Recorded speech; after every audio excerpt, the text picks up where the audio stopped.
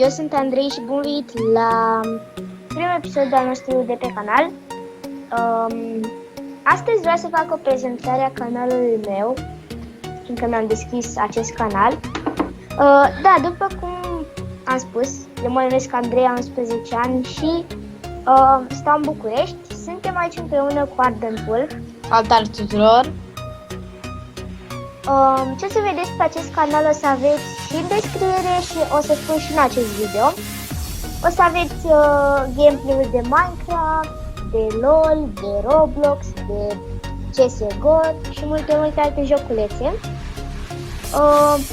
Dacă vreți să vă spun și componentele calculatorului meu, lăsați în comentarii vreun comentariu. Și da, cam atât a fost prezentarea, a fost o prezentare foarte scurtă. Dacă v-a plăcut, apăsați butonul de like, iar noi ne auzim data viitoare. Pa!